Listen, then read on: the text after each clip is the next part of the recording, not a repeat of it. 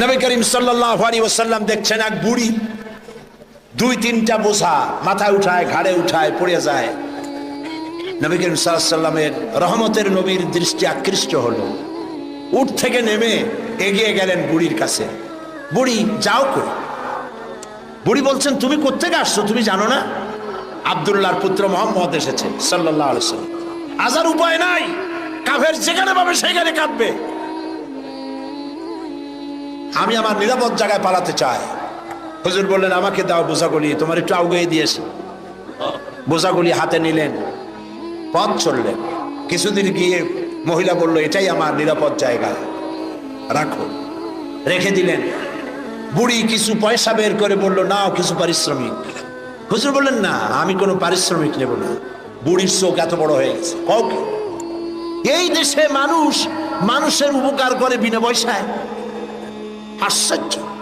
তুমি যে আমার পেছন থেকে মালপত্র নিয়ে কেটে পড়নি, এই তো আমার কপাল।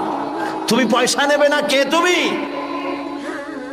আল্লাহর নবী বলেন, বুড়িমা, যার ভয়েতে তুমি কাবা শরীফের নিকট থেকে নিরাপদ জায়গা যেটাকে মনে করেছে এই পর্যন্ত এসেছো, আমি সেই মক্কা নগরীর আব্দুল্লাহর এতিম পুত্র নবী মুহাম্মদুর রাসূলুল্লাহ। বুড়ি বলছেন, মুহাম্মদ সাল্লাল্লাহু আলাইহি ওয়াসাল্লাম তোমার বিরুদ্ধে নেতৃবৃন্দ এত বাজে কথা বলেছে, আমরা ভুল বুঝেছি। তুমি এত উদার, এত মহৎ, আগে বুঝতে পারি নাই, জানতে পারি নাই।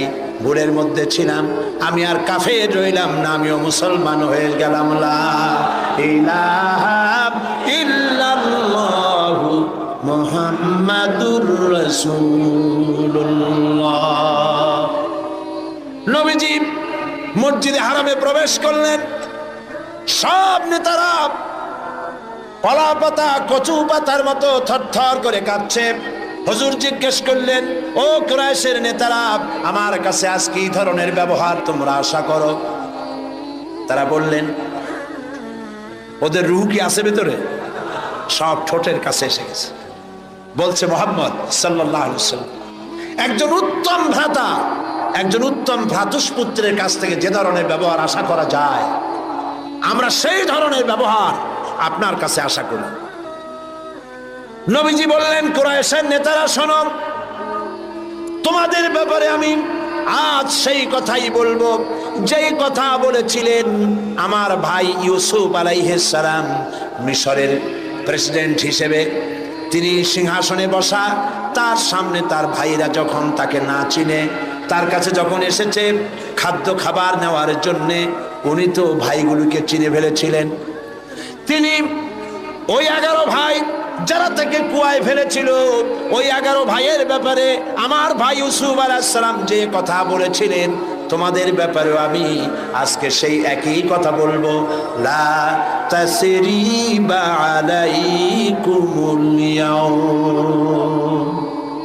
আজ তোমাদের বিরুদ্ধে আমার কোনো অভিযোগ নাই, তোমাদের বিরুদ্ধে আমার কোনো বিদ্বেষ নাই, তোমাদের বিরুদ্ধে আমার কোনো প্রতিহিংসা নাই। সবাইকে মাফ করে দিলাম। আবু সুফিয়ানকে মাফ করে দিলাম। আবু সুফিয়ানের বাড়ি যারা আশ্রয় নেবে তাদেরকেও নিরাপত্তা দিলাম। সুবহানাল্লাহ। রাহমাতুল লিল আলামিন কাকে বলে?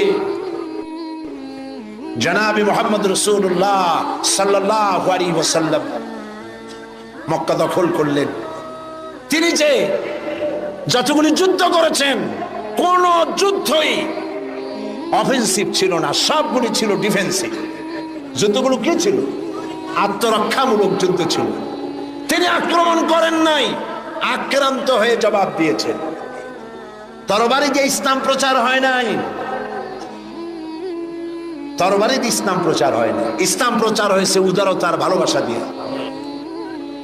সেজন্য বলতেছিলাম, নবী করিম সাল্লাল্লাহু আলাইহি সাল্লামের যত যুদ্ধ হয়েছে, কোন যুদ্ধ আক্রমণকারী তিনি ছিলেন না, আক্রান্ত হয়ে জবাব দিয়েছেন।